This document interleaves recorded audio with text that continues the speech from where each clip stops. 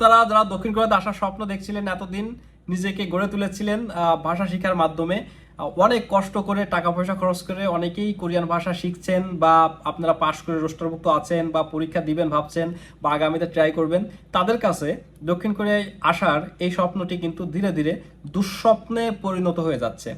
তো আপনারা সবাই অবগত আছেন কেন দুঃস্বপ্নে পরিণত হয়ে যাচ্ছে, কারণ বাংলাদেশ থেকে আসলে কর্মী নিয়োগ কম হচ্ছে।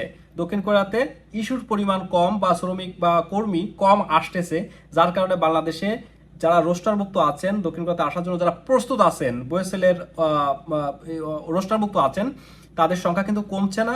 অন্যদিকে প্রত্যেক বছর নতুন নতুন সার্কুলার তো আছেই।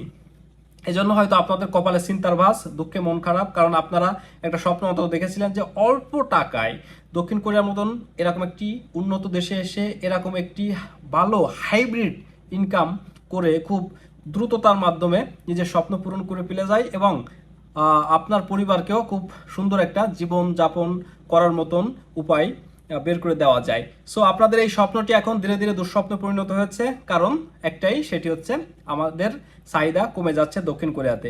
মানে আমাদের ভিসা ইস্যু কম হচ্ছে, বাংলাদেশ থেকে কিন্তু কর্মী কম আসতেছে। তো কর্মী কম আসার যে কারণ সেটি আমরা নিশ্চয়ই সবাই জানি, সেটি হচ্ছে দক্ষিণ কোরিয়ার যারা মালিক রয়েছেন বা যারা কর্মী নিয়োগ করে থাকেন, তাদের কাছে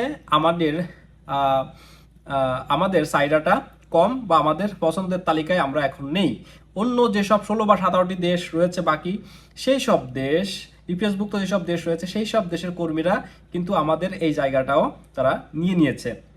তো এখন কথা হচ্ছে, আমাদের এই যে দক্ষিণ কোরিয়াতে আসার স্বপ্ন কি স্বপ্নই বা দুঃস্বপ্ন থেকে যাবে, নাকি এখান থেকে আমাদের আসলে উত্তরণ আর কোনো পথ রয়েছে, বা আর কোনো দিন আমাদের এই অন্ধকার ইপিএস এর যে অন্ধকারত্ব বা ইপিএস এর আকাশে যে কালো মেঘ জমেছে, এই মেঘ সরে গিয়ে কি কখনো সূর্য উদয় হবে কিনা। দেখুন, এটা কবে আসলে সূর্য উদয়টা হবে এটা আমারও জানা নাই, আসলে কেউই জানে না। তবে একটা বিষয়ে আমি এই ভিডিওটিতে আপনাদের ধারণা দিব, সেটি হচ্ছে খুব অল্প সময়ে কিন্তু এই ইপিএস এর কালো মেঘ সরিয়ে, ইপিএস এর আকাশের এই কালো মেঘ সরিয়ে আমাদের সেই সোনালী অতীত বা সোনালী সূর্য কিন্তু আবার উদয়ন হতে পারে। আমি একটি ধারণা আপনাদেরকে দিব, বা আমি একটি পরিসংখ্যান আপনাদেরকে শেয়ার করবো, আমার একেবারে ব্যক্তিগত একটা মতামত। এতদিন দক্ষিণ কোরিয়াতে থাকার পরে আমার যে এক্সপিরিয়েন্স হয়েছে তার আলোকে আমার এই মতের সাথে হয়তো আপনাদের অনেকের দ্বিমত থাকতে পারে, বাট আমি মনে করি আমার এই মতের সাথে আপনারা অনেকেই কিন্তু মত মিলাতে পারবেন বা মিলাবেন। যদি আমার এই মতামতটি আপনাদের ভালো লাগে, অবশ্যই লাইক করে দিবেন এবং কমেন্টসে লিখবেন, জানাবেন যে আমার এই মতটি ঠিক আছে কিনা। তো মেইন কথা হচ্ছে সেই মতামতটি কি বা আমার সেই ধারণাটি কি, সেটি হচ্ছে, দেখেন আমি একটি ধারণা আপনাকে, একটা হিসাব আপনাদেরকে দেখাবো। আপনারা জানেন 2024 সালে এই পর্যন্ত 2বার ইস্যু হয়েছে বা 2বার কর্মী নিয়োগ হয়েছে দক্ষিণ কোরিয়াতে বাংলাদেশ থেকে, এবং বিশ্বের আর যে এপিএস ভুক্ত দেশগুলো রয়েছে সেখান থেকেও অবশ্যই। তো বাংলাদেশ হিসাবটাই আমি আপনাদেরকে দিই, সেটি হচ্ছে এই 2টা ইস্যুতে বা কর্মী নিয়োগে আমাদের কর্মীর সংখ্যা ছিল 1000 থেকে 1100 জন।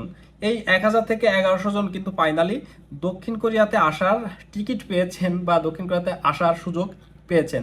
তো এই 1000 বা 1100 জন কর্মী কোরিয়ার বিভিন্ন কোম্পানিতে গিয়েছেন। কোনো কোম্পানিতে 2 জন গিয়েছেন, কোনো কোম্পানিতে 1 জন, অধিকাংশ কোম্পানিতেই 1 জন থাকেন, বা কোনো কোম্পানিতে 2 জন, 3 জন, 6 জন। এভাবে এভারেজ যদি আমি একটি হিসাব করি, তাহলে হয়তো এই 1100 জন কর্মী ভাই বা বোন 800টি কোম্পানিতে গিয়েছেন দক্ষিণ কোরিয়ার। ধরে নিচ্ছি আমি 800টি কোম্পানিতেই তারা কাজ শুরু করবেন। তো এখন কথা হচ্ছে, দক্ষিণ কোরিয়াতে আমাদের একটা বড় বদনাম হচ্ছে আমরা কোম্পানি চেঞ্জ করি। আমার কাছে সব থেকে মনে হয় যে এই কারণটির কারণেই বা এই বিষয়টির কারণেই দক্ষিণ কোরিয়ার মালিকদের কাছে আমরা এখন অপছন্দের তালিকায় চলে গিয়েছি। কাজের দিক থেকে আমাদের সাথে কম্পিট করার মতন কেউ নেই, কারণ আমাদের যাদের শরীরের বল, মেধা, এগুলো দিয়ে আমরা কিন্তু কাজটি সুন্দরভাবে করে দিতে পারি, এবং আমাদের কাজের দিকে আমাদের একটা সুনাম রয়েছে দক্ষিণ কোরিয়াতে। তো এখন কথা হচ্ছে, আমরা মেইনলি দক্ষিণ কোরিয়াতে এসে কাজ ছেড়ে দিই, এজন্যই আমাদের দুর্নামটি হয়েছে। দক্ষিণ কোরিয়ার কোনো মালিক কিন্তু আপনাকে কাজ থেকে আপনাকে বিদায় দিতে চাবেন না বা রিলিজ দিতে চাবেন না, কারণ দক্ষিণ কোরিয়ার একজন মালিক আপনাকে অনেকদিন অপেক্ষা করার পরে আপনাকে নিয়ে আসে, বা আপনার জন্য অনেকদিন অপেক্ষা করে থাকে। তারা চায় যে আপনি দক্ষিণ কোরিয়াতে এসে তার কোম্পানিতে আপনার সর্বোচ্চটি দিয়ে সেই কোম্পানির কাজ করবেন বা শ্রম দিবেন। বাট এই চাকরিটা তাহলে ছাড়ে কারা? এই চাকরিটা ছাড়ি হচ্ছে আমরা। বিভিন্ন কারণ রয়েছে, সেটি এই ভিডিওতে আলোচনা করব না। চাকরি ছাড়ার যে কারণগুলো রয়েছে সেটি অন্য একটি ভিডিওতে আলোচনা করব, যে দক্ষিণ কোরিয়াতে এসে আমরা চাকরি ছাড়ি কেন। তো মেইন কথা হচ্ছে আমরা চাকরি ছেড়ে দিই, যার কারণে কোরিয়ান মালিকের কাছে আসলে আমরা অপছন্দের তালিকায় চলে গিয়েছি। এখন তাহলে আমাদের কি করতে হবে? আমরা যদি আজকে থেকে যদি চাই দক্ষিণ কোরিয়াতে কর্মী প্রেরণ বাড়বে, বা দক্ষিণ কোরিয়াতে বাংলাদেশ থেকে বেশি বেশি কর্মী ভাই এবং বোন আসবে, তাহলে আমাদের আজকে যদি আমরা একটা ডিসিশন নিতে পারি, সেটি হচ্ছে আগামী 1 বছরের মধ্যে আমরা বা 2 বছরের মধ্যে আমরা আর কোনো কোম্পানি থেকে যাচ্ছি না, বা কোনো কোম্পানি থেকে চাকরি ছেড়ে দিচ্ছি না।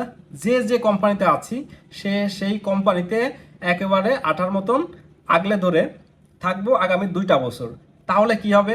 আমরা এই যে 800 জন কর্মী ভাই, সরি, এই যে 1000 জন বা 1100 জন কর্মী ভাই বোন 8টি কোম্পানিতে এসেছিলেন আনুমানিক, এবং এর আগের বছরগুলোতে 23, 22, 21, 20, 17 বা এর আগে যারা সিনিয়র ভাইরা রয়েছেন বিভিন্ন কোম্পানিতে, আমরা যদি সবাই মিলে চেষ্টা করি, বা সবাই মিলে আমরা যে যে কোম্পানিতে আছি আমাদের দেশের স্বার্থে, আমাদের দেশের জন্য, আমাদের দেশের বেকার ভাই বোনদের জন্য আমরা যদি চেষ্টা করি, কোম্পানিটা না ছেড়ে দিই, তাহলে কিন্তু আমি ধরে নিচ্ছি আমরা প্রায় 3000 কোম্পানিতে এই মুহূর্তে কাজ করতেছি। মানে বোঝানোর সুবিধার্থে আরও অনেক কোম্পানি, অনেক বেশি কোম্পানিতে আমরা আসলে কাজ করতেছি।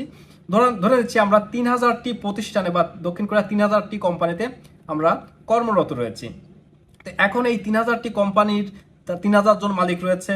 এই 3000 জন মালিকের সঙ্গে কিন্তু আরো অনেক মালিকের সম্পর্ক রয়েছে। ধরে নিচ্ছি আমি আরো 500 জন বা আরো 1000 জন মালিকের সঙ্গে কিন্তু এই 3000 জন মালিকের সম্পর্ক রয়েছে। হয় একজন মালিক আর একজন মালিকের বন্ধু, না হয় ব্যবসায়িক কারণে। তো তাদের সাথে কিন্তু কথোপকথন হয়, তাদের সাথে কিন্তু নিয়মিত শ্রমিকের ব্যাপারে কোনো প্রতিষ্ঠান বা কোনো মালিক দেখা যাচ্ছে যদি শ্রমিক নিয়োগের ক্ষেত্রে কিন্তু অন্য একজন মালিকের সহযোগিতাও নিতে পারেন। তো আমরা যদি কোম্পানিটি চেঞ্জ না করে ভালো কাজ করতে পারি, তাহলে কিন্তু ওই মালিককে বাংলাদেশি কর্মীর জন্য রেকমেন্ড করবে আপনার মালিক। সো বিষয়টা কি দাঁড়াচ্ছে? তাহলে এই 4000 কোম্পানিতে যদি 2 জন করে শ্রমিক নিয়োগ করে, তাহলে কিন্তু 8000 জন বাংলাদেশি ভাইদেরকে পরবর্তী ইস্যুতে প্রেরণ বা নিয়োগ করার সম্ভাবনা কিন্তু জাগতে পারে। যদি 3 জন করে যদি শ্রমিক নিয়োগ করে থাকে, তাহলে কিন্তু 12,000 জনের ভাগ্য খোলার সম্ভাবনা থাকে, বা 12,000 জন দক্ষিণ কোরিয়াতে আসার স্বপ্ন কিন্তু আল্লাহ বাস্তবে রূপ দিতে পারে। আমি ধরে নিচ্ছি প্রত্যেক কোম্পানিতে যদি একজন করে কর্মীর প্রয়োজন হয়, তাহলে কিন্তু 4000 জন কর্মী। যদি 2000টি কোম্পানিতে, আমি 4000 না, আমি সেখান থেকে অর্ধেক করতেছি, যদি 2000টি কোম্পানিতে বাংলাদেশিদের চাহিদা বা তৈরি হতো, আমরা যদি পরিবর্তন না করতাম, যদি তৈরি হতো, তাহলে কিন্তু আমাদের 2000 জন কর্মীর চাহিদা তৈরি হতো। তো এখন যেহেতু 500 জনের বেশি আসলে আমাদের ইস্যু হচ্ছে না, বা 600 ম্যাক্সিমাম, তাহলে আমাদের যদি 2000 করে হতো মানে প্রত্যেক ইস্যুতে, তাহলে 4 ইস্যুতে কিন্তু আমাদের বছরে 4 থেকে 5টি ইস্যু হয়, 4 ইস্যুতে আমাদের 8000 জন কর্মী, তাহলে 1 বছরে 8000 হলে 2 বছরে কিন্তু 16,000 জন কর্মী কোরিয়াতে আসার সম্ভাবনা তৈরি হতো। আশা করি হিসাবটা বুঝতে পেরেছেন। এত জটিল প্যাচগোজ কোনো কিছু না, শুধুমাত্র আগামী 2টা বছর আমরা যেই সব কোম্পানিতে বর্তমানে কর্মরত রয়েছি, আমি জানি দক্ষিণ কোরিয়াতে সব কাজই প্রায় কষ্টের। আপনি খুব 100-100-র মধ্যে হয়তো 5 থেকে 10% কোম্পানি আপনি এসে একটু সহজ কাজ পেতে পারেন, বাট অধিকাংশ কোম্পানিতে হয় কষ্ট হবে, না হয় ময়লা থাকবে, ধুলাবালি থাকবে, না হলে আপনি দেখবেন আপনার একটা সুযোগ সুবিধা কম পাচ্ছেন আপনার বন্ধুর কোম্পানি থেকে। তো এই সব বাদ দিয়ে বা এইসব দিকে না তাকিয়ে আপনি যদি 6টা মাস বা 1টা বছর ওই কোম্পানিতে স্থায়ী হতে পারেন, দেখবেন আপনার সব অধিকার আদায় হয়ে যাবে। পাশাপাশি হচ্ছে আপনার কাজটি কিন্তু আপনার আয়ত্তে চলে আসবে। দেখেন দক্ষিণ কোরিয়ার কাজ আপনি বাংলাদেশে করার অভ্যাস নাই, এই জন্য আপনার কাছে কষ্ট মনে হয় বা অনেক হার্ড মনে হয়। বাট আপনি যখন একটু ভাষাগত দিক থেকে উন্নত হয়ে যাবেন বা একটু ভালো ভাষা জেনে যাবেন, তখন মালিককে বুঝিয়ে সুঝিয়ে আপনার কষ্টের কাজটিকে আপনি সহজ করে নিতে পারবেন। অনেক উপায় আছে অনেক কঠিন ভারী কাজকে সহজে নিয়ে আসার। উদাহরণস্বরূপ আমি আরেকটি উদাহরণ দিয়ে শেষ করব। আমার কোম্পানিতে কোমর বাঁকা করে অনেক ভারী মাল তুলতে হতো প্রথম অবস্থায় আমারও মাঝে মাঝে মন চাইতো যে আমি কোম্পানি চেঞ্জ করে অন্য কোম্পানিতে চলে যাই। বাট কি হলো, ধৈর্য ধারণ করলাম, বড় ভাইদের সহযোগিতা পেলাম, বড় ভাইরা অনেক বুঝাইলো। তারপরে কি হইলো, তারপরে হচ্ছে আমি আস্তে আস্তে কাজটিকে নিজের মতন করে নিতে শুরু করলাম এবং মালিককে বুঝাইতে চেষ্টা করলাম যে আমার কোমরে ব্যথা হবে, এই কাজটাকে কিন্তু আমি বিকল্পভাবে করতে পারি। তখন আমি সিকেসা ব্যবহার করা শুরু করলাম, সিকেসা চালানো শিখলাম। দেন মালিককে বলে টেবিলের ব্যবস্থা করলাম, যেটাকে থেসা বলে, এক ধরনের চাকাওয়ালা এক ধরনের গাড়ির মতন, ওইটার পরে উঠায় রেখে রেখে আমি আসলে কাজটি করা শুরু করলাম। তো আসলে একটা জায়গায় আপনি যদি স্থায়ী হতে পারেন, আপনি যদি ধৈর্য ধারণ করতে পারেন, অবশ্যই সব পরিবেশ সব কিছু আপনার নিয়ন্ত্রণে চলে আসবে, এটা হোক কর্ম পরিবেশ বা কাজের বাইরের পরিবেশ। তাই আশা করতেছি ইনশাল্লাহ আমাদের ইপিএস এর আবারও স্বপ্নের দিনগুলো ফিরে আসবে, আবারও সোনালী অতীত ফিরে আসবে, কিন্তু লাগবে একটু আমাদের ধৈর্য, আমাদের একটু পরিশ্রম। আমরাই পারি এই জায়গাতে পরিবর্তন করে আমাদের নতুন ভাই বোনদেরকে সুযোগ করে দিতে, যদি আমরা চেষ্টা করি, এবং আমরা চেষ্টা করলেই সম্ভব। আশা করি আমাদের সুদিন আসবে ইনশাল্লাহ। আমার এই ভিডিওর সাথে আপনারা যারা একমত, আপনারা অবশ্যই কমেন্টস বক্সে লিখে জানাবেন। যারা দ্বিমত পোষণ করছেন অবশ্যই কমেন্ট বক্সে লিখে জানাবেন। আপনাদের মতামত থাকলে আপনাদের মতামতকে সবসময় প্রায়োরিটি দিব ইনশাল্লাহ।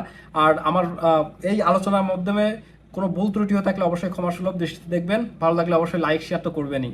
তো ভালো থাকবেন, সুস্থ থাকবেন, সবার জন্য অনেক শুভকামনা রইল। আল্লাহ হাফেজ, আসসালামু আলাইকুম।